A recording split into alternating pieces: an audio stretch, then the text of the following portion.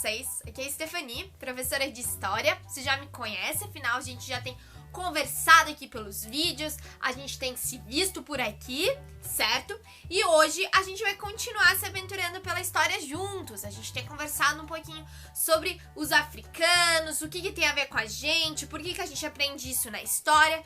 E tem sido muito legal essa nossa jornada, né? E hoje garanto pra você que também vai continuar sendo. Antes da gente começar, um recado básico. Tudo aquilo que eu for conversar com você está lá no seu livro didático de história.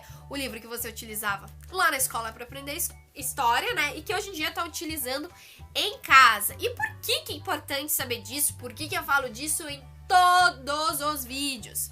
Porque ao final dos vídeos você tem uma tarefa, certo? E essa tarefa tá lá no livro. E também porque se você tiver alguma dúvida, se você quiser consultar algum conteúdo, você sabe que pode encontrar lá nesse livro.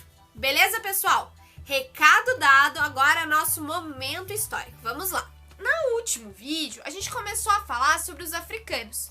Entendemos que a África é um grande continente com diferentes povos e que nós temos muito a ver com eles, principalmente por causa da cultura afro-brasileira. Você se lembra que a gente falou de palavras, de alimentação, de músicas, danças que tem a ver com a gente, certo? Mas hoje a gente vai falar especificamente sobre a vinda desses africanos para o Brasil e como que aconteceu. Antes da gente começar, pensa aí na sua cachola. Como que você acha que foi? Vou lá, vou te contar essa história. Bom, eles não vieram porque eles queriam vir para cá. Então essa parte é bem triste e não é legal da nossa história. Os portugueses, que foram aqueles que colonizaram o nosso país, ou seja, que vieram para cá, né? A gente já falou um pouquinho sobre isso. Eles foram até a África e pegaram pessoas à força para trazer para cá e os tornaram escravizados. Ou seja, as pessoas tinham uma vida normal em diferentes lugares da África, certo? Poderiam trabalhar em diferentes profissões, tinham suas famílias, crianças, adultos, homens e mulheres. E de repente, a vida deles mudou. Mas imagina, você tá aí na sua vida, chega alguém aí na sua casa e te tira e te leva para um outro lugar, muda seu nome, sua identidade, você não vê mais sua família, você não tem mais contato direto com a sua cultura e tudo mais. Então é uma mudança total de vida provocada por um invasor, por alguém que veio de fora. Então isso aconteceu com eles.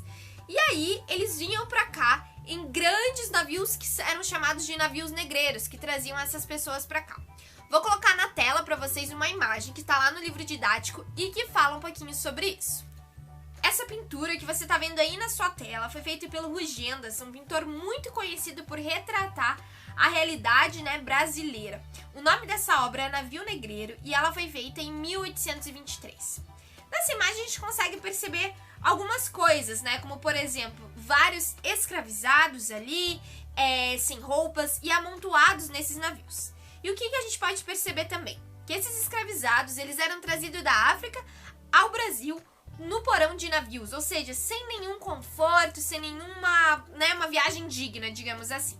As condições a bordo eram desumanas, havia pouco espaço e faltava água e alimentos. E muitas pessoas adoeciam e outras morriam no meio dessas viagens, que eram longas, né? Afinal, a gente tá falando de uma época que não tinha tanta tecnologia como a gente tem hoje para as viagens de navio. Quando um escravizado morria, ele era jogado ao mar e após semanas de viagem, as embarcações chegavam aos portos brasileiros. E quando eles chegavam aos portos brasileiros, chegavam aqui nessa nova terra, que era uma terra diferente, sem encontrar aqueles que muitas vezes fizeram a viagem com eles, sem ter contato com a família, sem nada, uma mudança total de vida. Eles eram levados a lugares para serem vendidos como mercadorias. Então era uma situação bem complicada que acontecia aí. A gente vai dar uma olhada agora numa outra imagem que também está no seu livro e que fala sobre isso, uma pintura. Essa imagem é do pintor francês Jean-Baptiste Debré e o nome é Mercado de Escravos de Valongo. Bom, a gente pode perceber nessa imagem que é realmente um mercado de escravizados. Pessoas estão ali ao centro escolhendo o que eles iriam comprar, escolhendo quem eles iriam levar. Nesses locais eram vendidos, né, os escravizados, e aí eles eram levados para diferentes lugares do território. Então a gente consegue perceber que muitos a partir daí já não iam rever nem mais com quem eles fizeram a viagem. E essa obra, ela representa realmente, né, de verdade, um mercado que existiu na cidade do Rio de Janeiro, que era o mercado de escravos de Valongo. E por que existiam, né, esses escravizados? Quais que eram os interesses dos portugueses de trazerem eles pra cá? Bom, primeiro porque isso gerava muito dinheiro para a galera de Portugal, que tinha esse interesse nas colônias, no caso do Brasil, né? E também esse interesse de vender pessoas, no caso de escravizados. E eles, quando chegavam aqui, né, eles eram comprados pelas pessoas para algumas funções que elas mesmo não desejavam fazer. E a gente vai dar uma olhadinha nessas funções. Vou passar para vocês algumas imagens que retratam esse período. Essas imagens, elas foram feitas, né, essas pinturas, pelo Jean-Baptiste Debré. Você viu que eu já falei esse nome aqui, então você deve ter reconhecido. Ele foi um pintor francês e que é muito lembrado quando a gente está estudando história, principalmente, e na arte também, por ter registrado fatos históricos. E ele foi contratado na época pelo rei Dom João, que era rei de Portugal, que veio para o Brasil, para registrar o que estava acontecendo de histórico aqui no nosso país, que na época não era país, né? Mas para você entender esse conceito. Então ele pintava, né, as diferentes ações, diferentes cenas daquilo que ele via no dia a dia para deixar para a posterioridade. Mas a gente sempre tem que pensar numa coisa quando a gente vai ver essas imagens, como eu vou mostrar para você. A gente sempre tem que pensar que tem o olhar do autor, o olhar do pintor sobre essa obra. E que essa obra não é exatamente a realidade. Porque até hoje em dia, se a gente vai tirar uma foto, a gente escolhe que ângulo a gente vai tirar, o que a gente vai tirar, por que a gente vai mostrar tal coisa. Muitas vezes nas redes sociais a gente pode até aplicar filtros. E com a pintura também a gente tem que tomar esse cuidado. Então por isso, nesse exercício de atitude historiadora que a gente faz com as obras de arte, com as pinturas dentro da história, a gente tem que lembrar disso. Muito, muito cuidado com aquilo que a gente está analisando e pensar que tem o olhar do autor sobre a obra. Que aquilo ali, quem sabe, não seja a verdade e que é uma retratação da realidade, daquilo que ele está vendo no momento, a partir de tudo que ele vivenciou. Mas vamos lá, recado dado, vamos dar uma olhada nessas imagens.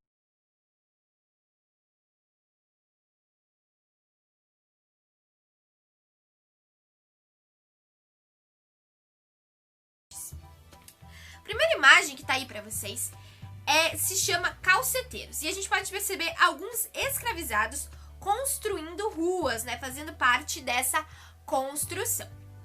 A segunda imagem é de escravizadas que estão vendendo, né, uma banha de cabelos bem cheirosa, que é o título dessa imagem. Então a gente percebe que uma das funções desses escravizados aqui no Brasil era a venda de mercadorias.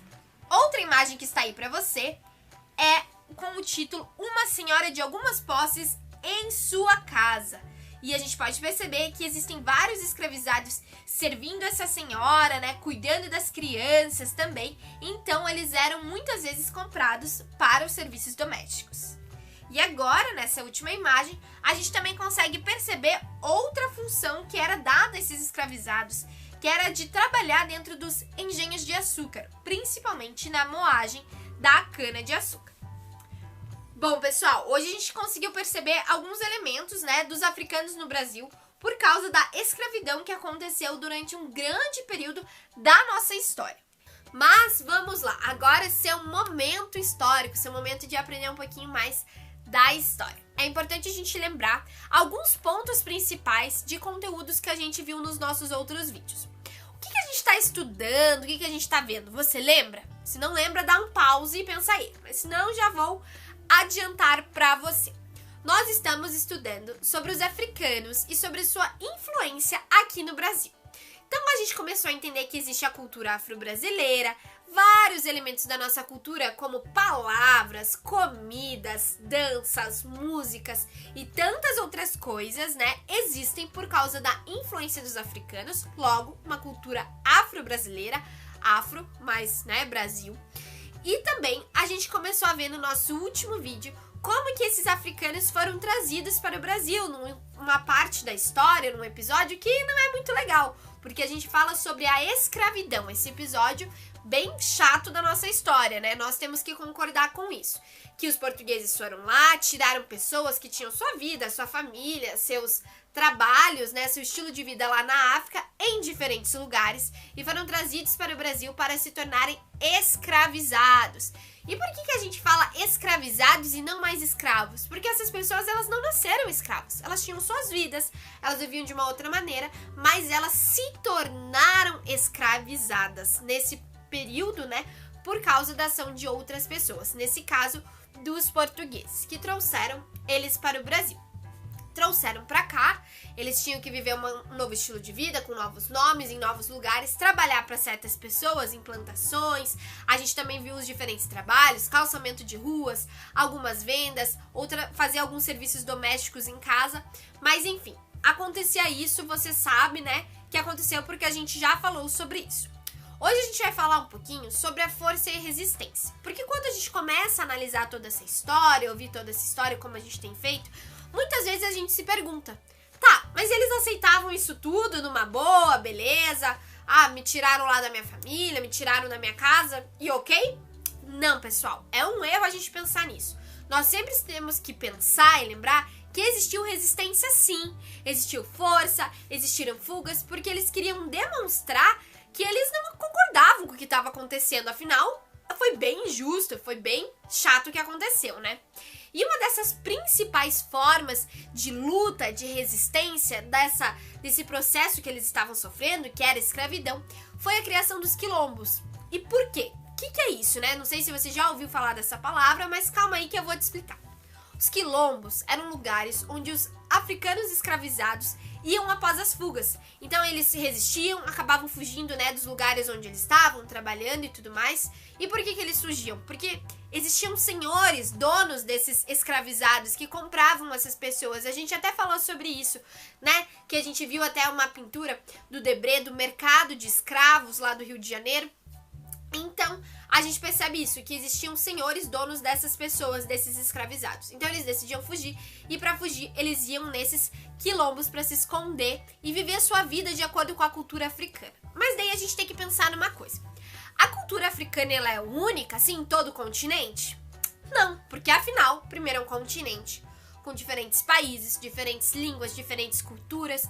Então, eram diferentes, né, povos que acabaram sendo trazidos para cá. Mas quando eles se reuniam nesses quilombos, eles poderiam viver a sua vida um pouquinho, né, da cultura daquilo que eles viviam lá na África e relembrar isso. E isso é uma forma de resistência. E esses quilombos, né, existiam nas mais diferentes regiões do nosso país, que naquela época não era país, mas para você entender. E um dos mais famosos que existiu foi o Quilombo dos Palmares, que ficava lá na Serra da Barriga, que é no atual estado de Alagoas. E, gente, você sabia que no nosso calendário existe um dia especial para a gente relembrar as conquistas desses africanos e também dos seus afrodescendentes?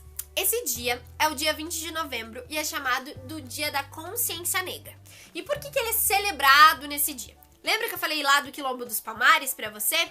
Bom, esse dia é pra gente relembrar a morte de Zumbi dos Palmares, que foi um dos líderes desse quilombo. Vou deixar passando aqui na tela pra você algumas imagens, tá? De alguns lugares, como o Quilombo dos Palmares e algumas esculturas feitas em homenagem ao Zumbi dos Palmares. E já que a gente tá falando sobre celebrar e relembrar conquistas dos africanos e dos seus afrodescendentes, é muito importante a gente pensar que o desenvolvimento do nosso país e tantos outros aspectos da nossa história, como a gente viu, até mesmo a cultura, tem tudo a ver com o povo africano. Então, por isso, a gente vai conhecer um pouquinho da história de dois afrodescendentes que fizeram a história. Você tá vendo aí na imagem a foto de João da Cruz de Souza. Ele nasceu em 1861 em Nossa Senhora do Desterro, atual cidade de Florianópolis, em Santa Catarina. Ele gostava muito de ler e escrever.